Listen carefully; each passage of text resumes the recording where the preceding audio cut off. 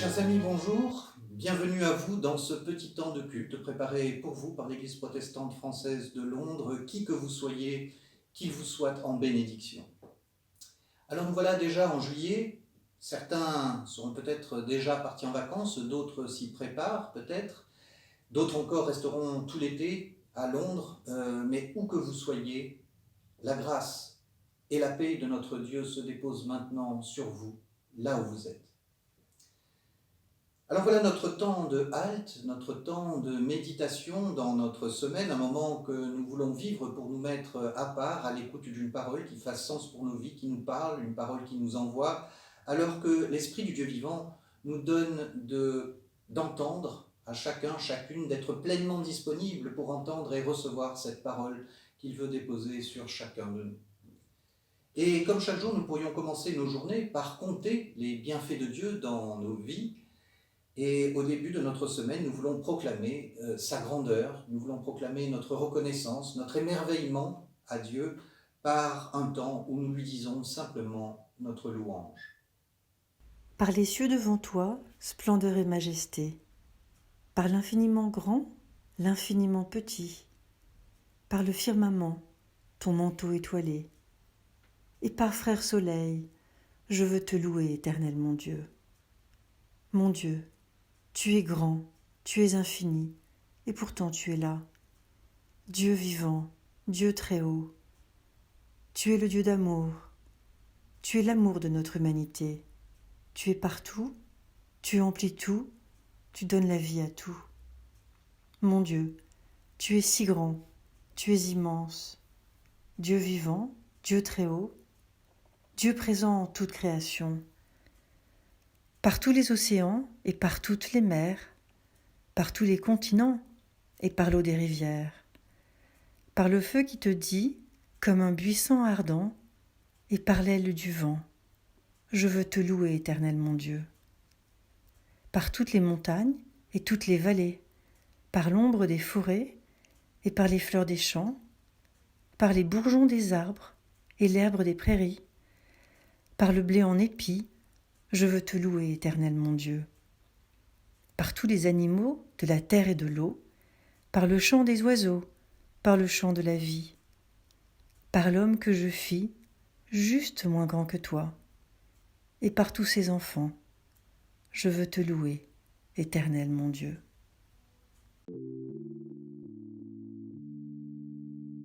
Ton nom, Seigneur, est un nom magnifique.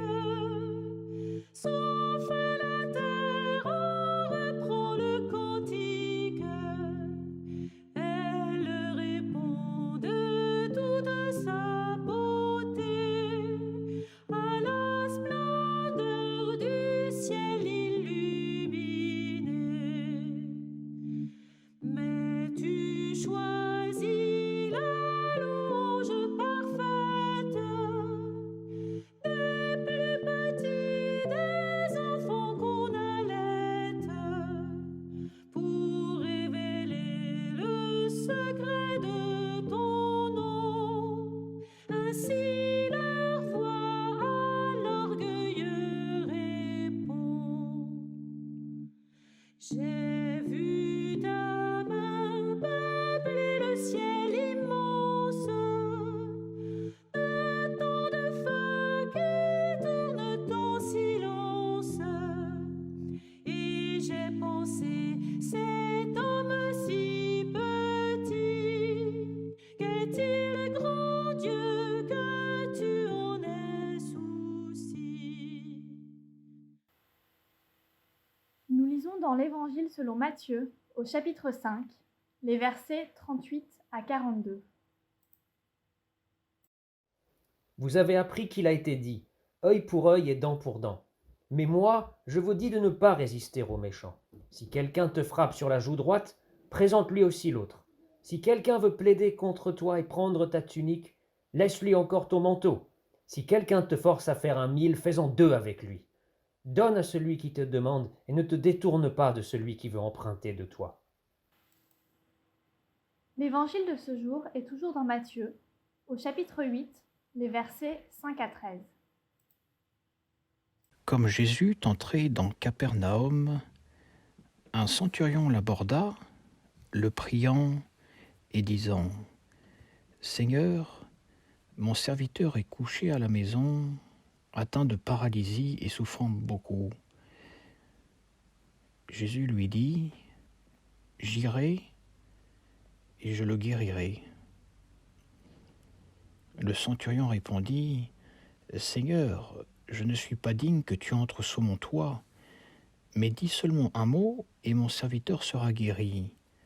Car moi qui suis soumis à des supérieurs, j'ai des soldats sous mes ordres, et je dis à l'un « Va » et il va, à l'autre « Viens » et il vient, et à mon serviteur « Fais cela » et il le fait.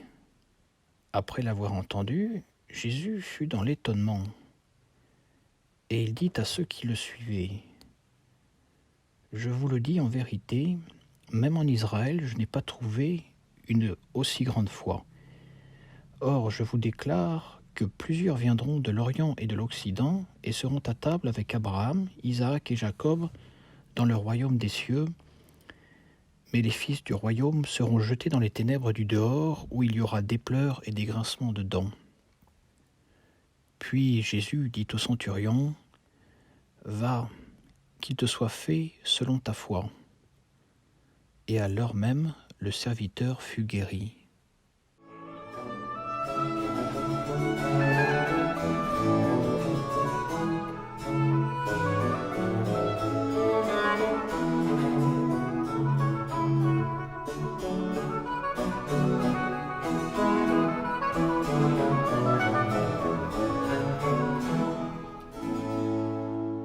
Les amis, voilà deux passages qui ont pour point commun que je n'ai jamais prêché, ni sur l'un ni sur l'autre, et je ne sais pas pourquoi. C'est une sorte de mystère que je ne m'explique pas. D'ailleurs, cette histoire de centurion qui vient à Jésus est aussi un peu un mystère, parce que ça ne saute pas peut-être immédiatement aux yeux comme ça à première lecture, mais il y a quelque chose qui cloche dans les choses telles qu'elles nous sont racontées. Et pour bien saisir ce qui déraille, eh bien, il nous faut peut-être faire un instant un retour sur le contexte du temps de Jésus.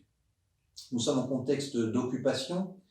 L'implication de Rome dans les histoires de la Judée a commencé en 63 avant Jésus-Christ et ça restera une province romaine jusqu'au IIe siècle après. Et on a des traces dans tout le Nouveau Testament de cette présence, de la manière dont devaient se passer même les choses entre les Romains et les Juifs du tout début. Depuis Jean-Baptiste, qui a déjà des soldats qui viennent l'écouter, jusqu'à la fin, jusqu'à la croix, où des soldats sont là aussi, commentent la mort de Jésus. D'autres sont là qui étaient censés surveiller son tombeau au moment de la résurrection. Bref, les histoires de l'Évangile sont parsemées de cette présence romaine, parce que les Romains étaient omniprésents dans la vie de ces Juifs du 1er siècle. Par exemple, ce matin, lorsque dans notre premier texte on lit « Si quelqu'un te force à faire 1000, fais-en 2 avec lui », eh bien, on a là un indice flagrant de cette présence romaine dans la vie des Juifs. Te force à faire, angareo, en grec, c'est un terme très précis qui désigne cette pratique par laquelle tout soldat pouvait réquisitionner la main-d'œuvre en pays occupé comme il le voulait. On le voit par exemple au chapitre 27, vous savez, à la fin de l'évangile de Matthieu, quand Simon de Cyrène est réquisitionné pour aider Jésus à porter sa croix jusqu'au Golgotha. Eh bien, ici aussi, il s'agirait d'un service obligatoire de porteur. Si un soldat fatigué ou trop chargé le désirait, il avait toute autorité pour demander à n'importe quel citoyen juif passant par là de porter ses bagages pour lui. En général avec lui, il marchait à côté. Bon, sans doute, les Juifs étaient farouchement opposés à de telles contraintes. Et pourtant, Jésus a l'air de dire « Ne résistez pas, accompagnez le mouvement ». Bref, tout ça pour dire qu'un simple soldat romain avait donc cette autorité. Alors, imaginez un centurion. Le centurion ou le centenier, selon nos traductions, c'était un officier de l'armée romaine qui, comme son nom l'indique, avait une centaine de soldats sous ses ordres. Donc, on pourrait dire, avait 100 fois plus d'autorité. Alors qu'un centurion, un homme de cette autorité, se déplace en personne et demande humblement de l'aide à Jésus, au lieu de le convoquer de force, comme ça, comme tout juif l'aurait plutôt attendu. Voilà déjà une première étrangeté de ce texte. Et puis, dans cette histoire, on aurait pu peut-être plus logiquement imaginer un serviteur, un esclave, venant plaider auprès de Jésus pour son maître malade. Alors là, on a un centurion qui se déplace en personne, qui se déplace pour un simple esclave qui qui se sent pas trop bien. Eh bien là, voilà encore autre chose qui est bizarre, hein, une autre chose insolite dans cette histoire. Et puis enfin, on a la louange de Jésus après tout ça, la louange concernant la foi de ce païen. Et aller dire devant tous qu'il n'avait pas rencontré une telle foi en Israël, on peut imaginer le scandale que ça pouvait représenter à entendre pour des oreilles religieuses juives du temps de Jésus. Alors ce matin, on va prendre juste un moment pour nous arrêter sur cet homme, ce centurion, que Jésus propose en modèle pour notre foi et juste peut-être essayer de tirer une leçon pour nous de cette histoire. Déjà, la question que les lecteurs que nous sommes pourraient légitimement se poser, c'est quelle est la nature de la relation du centurion et de son serviteur. Classiquement, on y voit le souci d'un maître pour un de ses esclaves. Luc, lui, nous amène un poil plus de précision en nous disant qu'un centurion avait un esclave malade qui était sur le point de mourir et qui lui était très cher. Ou autre traduction, auquel il tient. Alors bien sûr, la question, c'est de se demander ce que ça veut dire « auquel il tient ». Est-ce que c'est cher au sens où il y avait de la valeur sur le marché des esclaves ? Alors vous imaginez là les propriétaires d'esclaves venir faire la queue chez Jésus dès qu'un esclave un peu cher tombait malade, et Jésus les réparait comme on répare le pneu d'une voiture de luxe ? Non. Alors, lui est-il cher au sens où on dit « pour moi, cet être est cher », plus probable. En tout cas, là encore, le contexte, les coutumes, les habitudes dans le monde romain peuvent nous éclairer. Parce que dans les chroniques de l'époque, les histoires d'amour entre les maîtres et les esclaves, il y en a beaucoup. Il y en a beaucoup parce qu'elles étaient courantes. On rapporte aussi que la plupart des empereurs avaient des amants. Quelquefois, c'était d'autres rois, et tout ça, ça se vivait de manière très publique.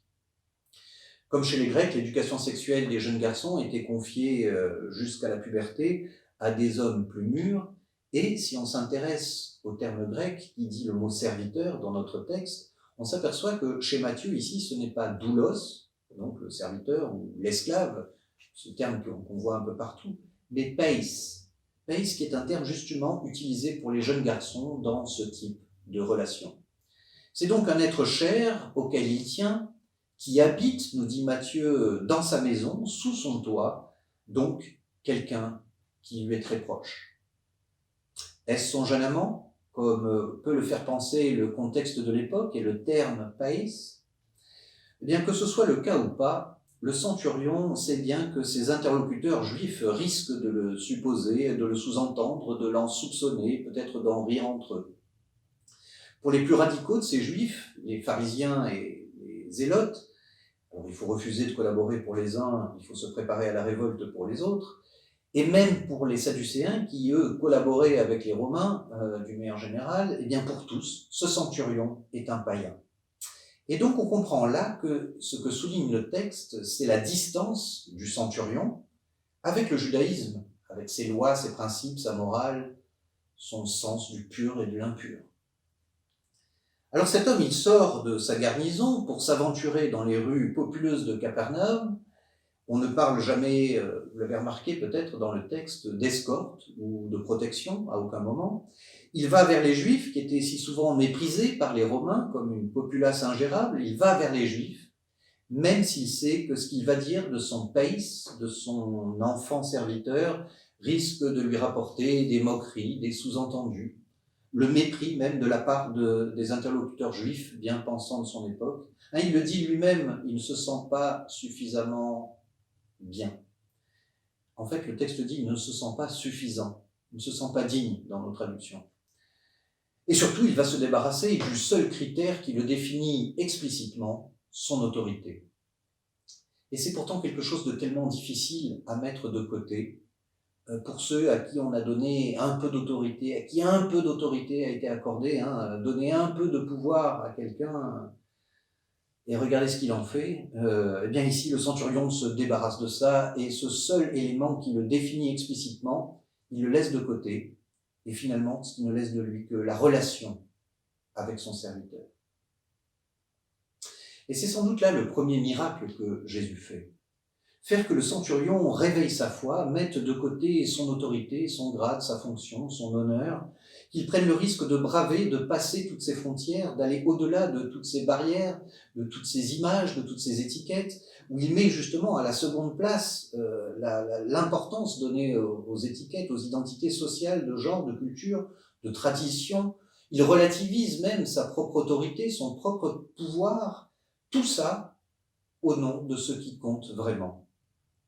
La souffrance d'un humain qui est proche de la mort, le fait de tenir à quelqu'un qui est important pour vous, la croyance folle que la vie peut être toujours plus forte que la mort, qu'au-delà des paroles qui tuent si souvent, paroles de mépris, d'homophobie, de racisme, de harcèlement au travail, eh bien il y a des paroles de vie, il y a des paroles de bénédiction, il y a des paroles qui redonnent la vie. Ce que nous, chrétiens, aujourd'hui et visiblement le centurion en son temps, reconnaissons dans la vie et l'enseignement de Jésus, dans le message de Jésus.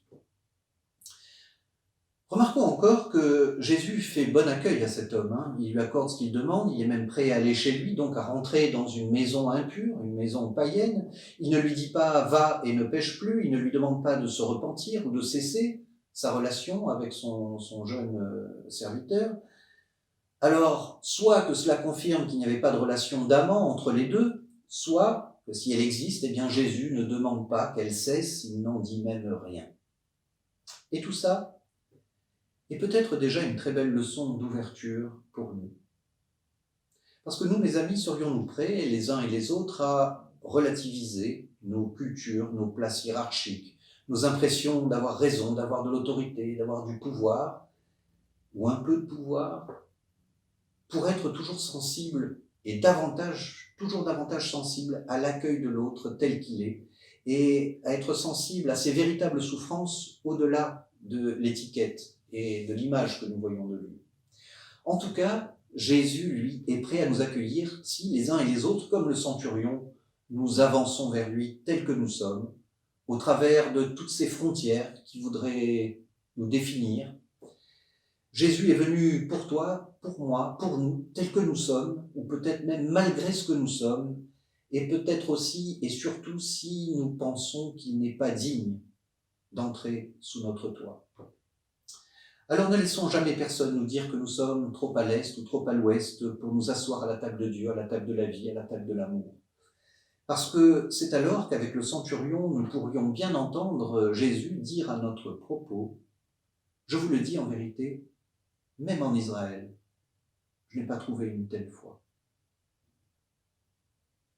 Amen.